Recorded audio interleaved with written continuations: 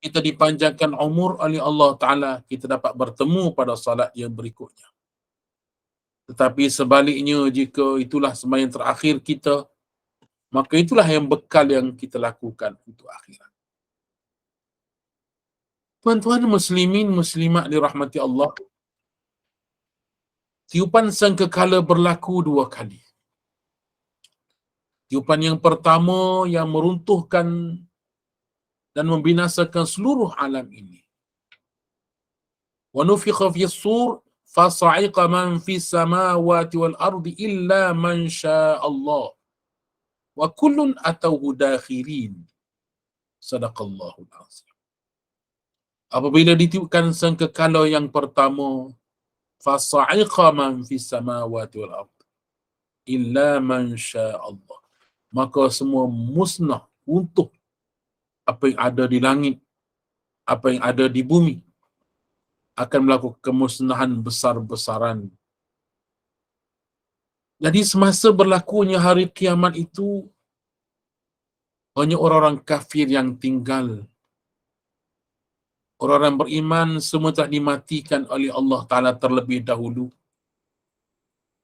Kerana Allah Ta'ala sangat menyayangi orang-orang yang beriman.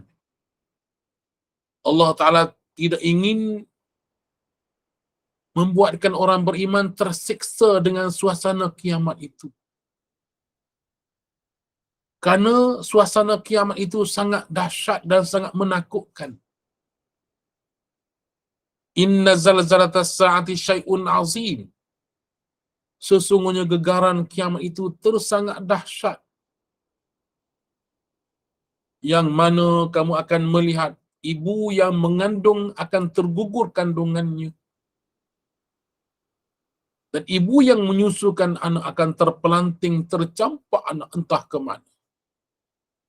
Cuba bayangkan ibu yang memangku anak, mendokong anak, sedang menyusu dengan pelukan yang begitu kuat.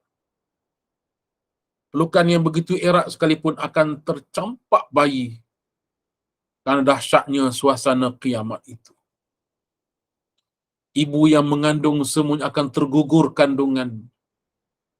Dikala itu hanya hidup di muka bumi ini adalah orang yang ingkar kufur pada Allah. Yang mereka tidak lagi menyebut nama Allah Ta'ala. Berdasarkan satu riwayat menyatakan bahawa tidak akan berlaku kiamat selagi mana ada orang yang menyebut Allah, Allah, Allah. Bermakna setelah berlakunya kiamat, jika tak ada dah orang yang menyebut nama Allah daripada sanubari, hanya manusia menyebut dan mengejar kemewahan dunia semata-mata. Mereka lakukan semuanya itu kerana nafsu, kerana inginkan kemewahan dunia semata-mata. Maka tibalah saat Allah Ta'ala perintahkan malaikat Israfil untuk meniupkan sangkakala ataupun trompet. Yang mana Allah Ta'ala lah yang maha mengetahui bagaimana bentuk trompet ataupun sangkakala itu. Subhanallah, tuan-tuan, para sahabat yang dikasihi sekalian. Dikala itu runtuh dan berlakulah kemusnahan alam ini, cuba bayangkan berlakunya perlanggaran yang begitu dahsyat. Beratus-ratus trilion bintang yang beredar, yang berlegar di angkasa raya sana, semuanya berlanggar antara satu sama lain, mengeluarkan bunyi yang begitu dahsyat, suasana yang sangat mengerikan.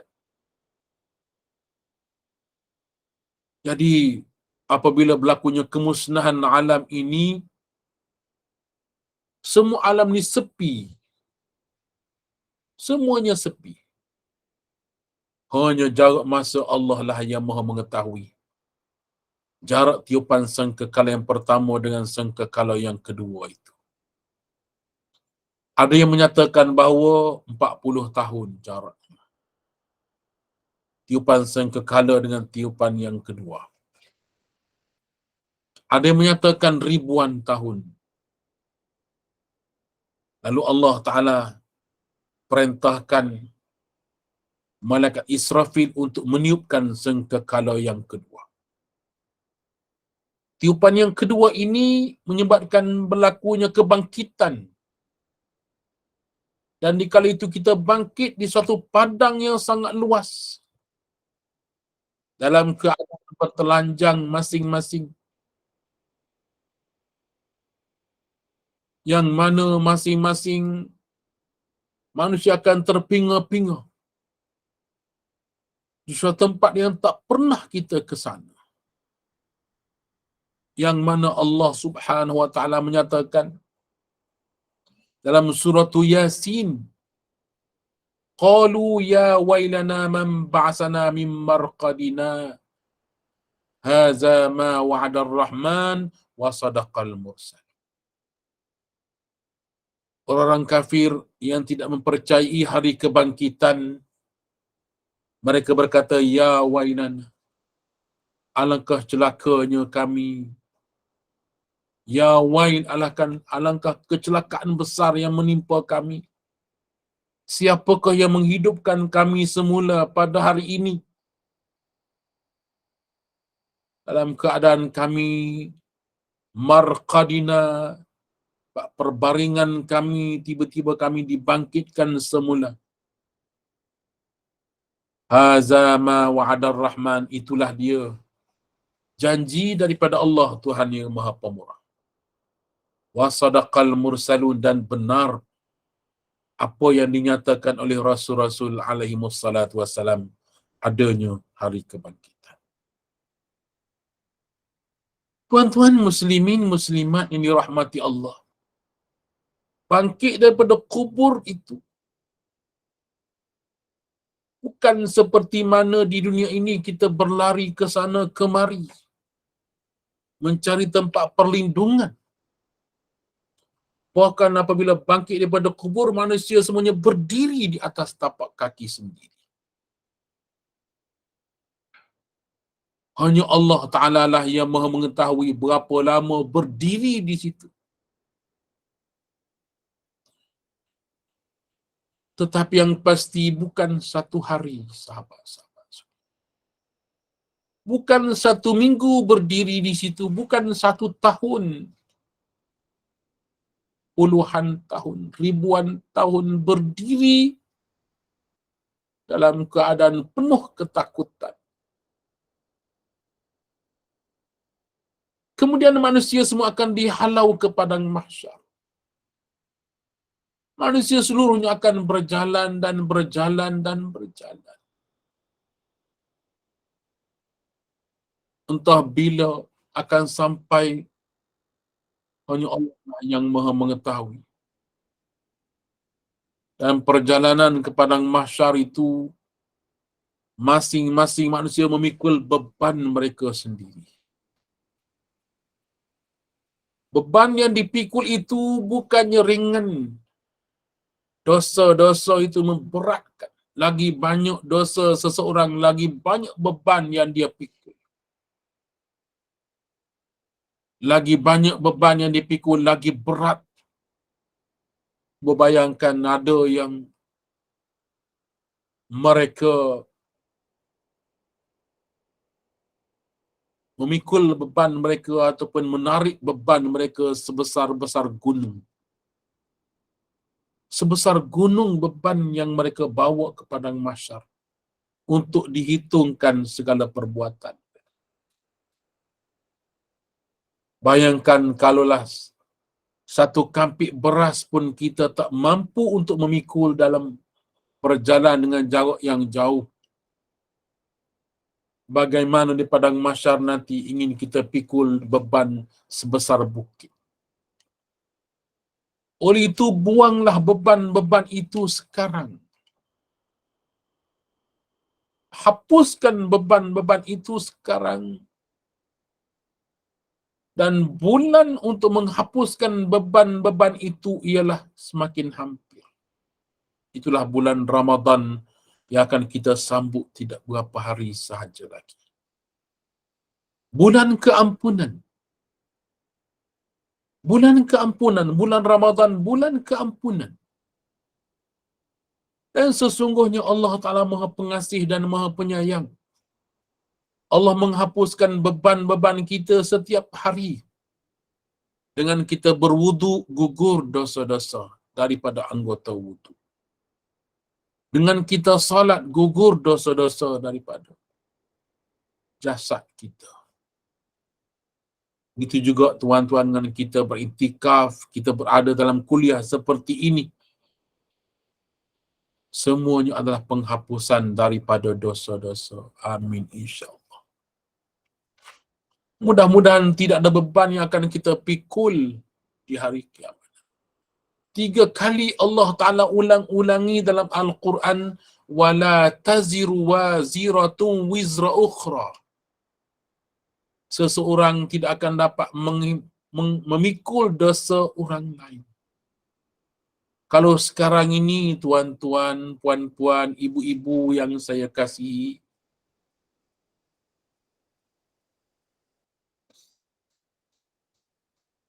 anak-anak kita ada masalah, kita boleh tumpang selesaikan masalahnya. Masalah keuangan boleh jadi, masalah rumah tangga, masalah hidup, kita boleh selesaikan masalah mereka, bantu-bantu antara satu sama lain. Tetapi di hari kiamat nanti, kita tidak dibenarkan dan kita sendiri tidak mampu untuk menyelesaikan masalah orang lain. Karena masalah kita terlagi banyak. Masing-masing takutkan Allah Subhanahu wa Ta'ala. Dalam perjalanan menuju mahsyar itu, ratusan tahun bahkan ribuan tahun mengikut qadar amalan masing-masing. Dalam keadaan kepanasan, ketika berdiri di padang mahsyar, kata Nabi sallallahu alaihi wasallam, kepanasannya bagaikan matahari sejengkal di atas kepala. Ada riwayat lain menyatakan bahawa bagaikan matahari satu batu daripada kepala. Kepanasannya menyebabkan otak menggelegak, mendidih kerana terlalu panas. Berdiri di satu padang yang sangat panas bagaikan berdiri di atas kuali tembaga yang merah menyala. Dan atasnya bahang kepanasan bagaikan matahari sejengkal di atas kepala. Hanya Allah lah yang Maha mengetahui. Oleh itu, rakan-rakan sekalian pencinta Al-Quran, jadikan kita benar-benar cintakan Al-Quranul Karim. Jadikan kita orang yang benar-benar kasih akan Al-Quranul Karim. Kerana Al-Quranul Karim akan memberi syafaat pada orang yang selalu membaca. Berdasarkan sabda Nabi sallallahu alaihi wasallam, "Iqra'ul Quran fa innahu ya'ti yaumal qiyamati syafi'an li ashab." Bacalah kamu akan Al-Quran, sesungguhnya Al-Quran akan datang memberi syafaat kepada mereka yang selalu membaca. Mudah-mudahan kita termasuk di kalangan mereka yang selalu membaca Al-Quran dan beriman kepada Al-Quran. Suasana di padang mahsyar sangat mengerikan, sangat menakutkan. Ingin saya kongsikan suatu hadis Nabi sallallahu alaihi wasallam, dan hadis ini disebut dalam kitab Riyadhus Salihin. Dipetik oleh Imam Nawawi rahimahullah untuk dimuatkan dalam kitab yang masyhur Riyadhus Salihin, himpunan hadis-hadis sahih mengikut bab-bab yang telah disusun. Yang menyatakan di hari kiamat nanti manusia berduyun-duyun ingin mencari penyelamat untuk menyelamatkan daripada azab Allah Subhanahu wa taala. Lalu manusia akan pergi mencari Nabi Adam alaihissalam. Entah berapa lama mencari Nabi Adam alaihissalam ke sana kemari dalam keadaan huru hara mahsyar itu, lalu bertemulah dengan Nabi Adam alaihissalam. Wahai Adam, engkaulah bapa kami. Engkau diciptakan oleh Allah Subhanahu wa taala. Wahai Adam, mintalah kepada Allah Ta'ala agar diselesaikan masalah kamu. Nabi Adam menjawab, aku bukan orangnya boleh menyelamatkan kamu pada hari ini. Pergilah kepada Nuh alaihissalam. Kemudian manusia berduyun-duyun pergi mencari Nabi Nuh alaihissalam. Toh berapa lama mencari Nabi Nuh dalam keadaan huru hara mahsyar itu, dengan izin Allah bertemulah dengan Nabi Nuh alaihissalam. Wahai Nuh, doakanlah, mohonlah kepada Allah Ta'ala agar dipercepatkan hitungan amal kami, diselesaikan masalah kami huru hara di padang mahsyar ini. Nabi Nuh berkata, aku bukan orangnya boleh menyelamatkan kamu pada hari ini. Aku tak boleh tolong kamu. Ada yang menyatakan bahawa Nabi Nuh alaihissalam menyatakan, aku sendiri pun ada kesilapan. Kesilapan apa? Nabi Nuh alaihissalam pernah berdoa kepada Allah Ta'ala agar memusnahkan umat baginda. Rabbi la tazar alal ardi minal kafirina dayyar. Wahai Allah, engkau jangan tinggalkan di atas muka bumi ini orang-orang kafir walaupun seorang. Oleh kerana itu Nabi Nuh alaihissalam bermohon pada Allah Ta'ala supaya umat baginda yang masih kafir itu dimusnahkan oleh Allah. Maka Allah Ta'ala timpakan musibah besar, banjir besar yang melanda zaman Nabi Nuh alaihissalam. Seluruh permukaan bumi ini terbenam dan tenggelam dalam banjir besar zaman Nabi Nuh. Dan tidak tinggal walaupun seorang, melainkan mereka yang berada di atas bahtera Nabi Nuh. Pergilah kamu kepada Ibrahim. Lalu manusia sekalian yang pergi cari Nabi Ibrahim. Toh berapa lama lalu bertemulah dengan Nabi Allah Ibrahim. Wahai Ibrahim, Khalilullah, engkau adalah pernah digelar sebab engkau adalah Khalilullah, kekasih Allah. Mohonlah kepada Allah agar kami dipercepatkan hitungan amal kami. Nabi Ibrahim berkata, aku bukan orangnya boleh tolong kamu pada hari ini. Subhanallah. Pergilah kamu kepada Musa alaihissalam. Musa kalimullah. Musa adalah orang yang diberi mukjizat, boleh berkata-kata dengan Allah, boleh bercakap dengan Allah. Pergilah kepada Musa. Lalu manusia seluruhnya termasuk kita sendiri kan pergi cari Nabi Musa alaihissalam untuk menyelamatkan. Dalam suasana yang sangat menakutkan itu, bertemulah dengan Nabi Musa alaihissalam. Wahai Musa, berdoalah kepada Allah agar kita semua diselesaikan daripada huru hara padang mahsyar. Nabi Musa juga berkata, aku bukan orang yang boleh menyelamatkan kamu pada hari ini. Pergilah kamu kepada Isa. Toh berapa ribu tahun pergi cari Nabi Isa alaihissalam tidak ditemui.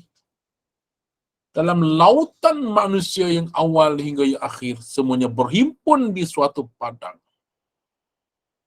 yang sangat panas lagi menakutkan. Dengan izin Allah bertemulah dengan Nabi Allah Isa alaihissalam. Wahai Isa, mohonlah kepada Allah. Engkau kan Ruhullah. Mohonlah kepada Allah agar diselesaikan masalah kami. Lalu Nabi Isa menyatakan, aku bukan orang yang boleh menolong kamu pada hari ini. Tuan-tuan, muslimin, muslimat dirahmati Allah. Kalaulah 1000 tahun setiap orang Nabi itu, manusia mencari-cari untuk bertemu dengannya, kalau makan masa 1000 tahun, maka berapa ribu tahun untuk bertemu, menyelesaikan masalah. Kalau setiap Nabi itu untuk bertemu antara satu sama lain dalam jangka 10,000 tahun, maka berapa ribu tahun dalam mencari-cari mereka untuk menyelamatkan pada manusia. Wa yaqulul kafiru ya laitani kuntu turaba. Ingat di hari kiamat nanti suasana sangat menakutkan. Sehingga kan orang-orang kafir akan berkata, ya laitani, alangkah celakanya kan. Wahai Tuhan, tukarkanlah kami menjadi tanah. Kami tak sanggup lagi menjadi manusia. Kami nak jadi tanah. Tapi permintaan mereka sia-sia. Mereka tetap akan menerima azab Allah Subhanahu Wa Taala. Lalu mencari-carilah. Setelah Nabi Isa alaihissalam menyatakan, pergilah kamu kepada Nabi Muhammad sallallahu alaihi wasallam. Lalu semua umat ini akan mencari Nabi Muhammad sallallahu alaihi wasallam. Dengan rahmat Allah Taala bertemulah dengan Nabi Muhammad sallallahu alaihi wasallam. Wahai Muhammad, mohonlah kepada Allah Subhanahu wa taala agar Allah Taala mempercepatkan hitungan amal. Lalu Nabi sallallahu alaihi wasallam menyatakan, aku pun bersujud kepada Allah. Aku bersujud kepada Allah Taala dengan sujud yang sangat lama. Sehingga kan Allah Ta'ala berfirman, bangkitlah wahai kekasihku Muhammad. Aku pun bangkit daripada sujud. Lalu aku akan berdoa kepada Allah Ta'ala. Sahabat bertanya, ya Rasulullah, apakah doa yang Rasulullah minta dengan Allah Ta'ala di kala itu? Nabi memberitahu, nanti Allah Ta'ala akan mewahyukan kepadaku apakah permintaan yang akan diucapkan di kala itu. Subhanallah. Oleh itu ada suatu doa yang diajarkan kepada kita yang mesti kita baca selepas daripada azan dikumandangkan. Telah kita sebut pada siri pengajian kita yang lalu. Nabi SAW menyatakan, sesiapa yang berdoa kepadaku setelah azan dikumandangkan, maka wajib dia akan mendapat syafaatku di hari kiamat nanti. Doanya, Allahumma rabba hadhihi ad-da'wati tammah was-salatil qa'imah ati sayyidana Muhammadanil wasilata wal fadilah والشرف والدرجة العالية الرفيعة وابعثه مقاما محمودا الذي وعدته إنك لا تخلف الميعاد. Baca doa ini setiap selepas kali azan dikumandangkan. Sebab ada Nabi sallallahu alaihi wasallam menyatakan bahawa di hari kiamat nanti ada seorang saja boleh mencapai maqam mahmud, tempat yang paling tinggi sekali. Aku berharap akulah berada di tempat itu. Kamu berdoalah kepadaku agar aku berada di tempat itu. Nanti aku akan beri syafaat kepada kamu. Maka maqam mahmudah, tempat yang paling tinggi, ialah Nabi kita Muhammad sallallahu alaihi wasallam.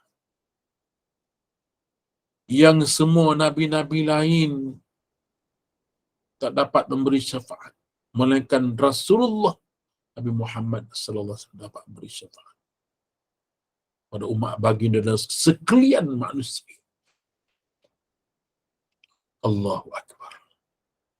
Oleh itu, tuan-tuan muslimin, kasihilah Rasulullah sallallahu alaihi wasallam. Perbanyakkan selawat ke atas baginda. Allahumma salli ala sayyidina Muhammad. Allahumma salli ala sayyidina Muhammad. Perbanyakkan selawat ke atas Rasul. Inna Allah wa malaikatahu yusalluna ala nabi. Ya ayyuhalladzina amanu sallu alaihi wa sallimu taslima. Sesungguhnya Allah dan para malaikat berselawat ke atas Nabi. Wahai orang yang beriman, berselawatlah kamu ke atas Nabi sallallahu alaihi wasallam. Allahumma salli ala sayyidina.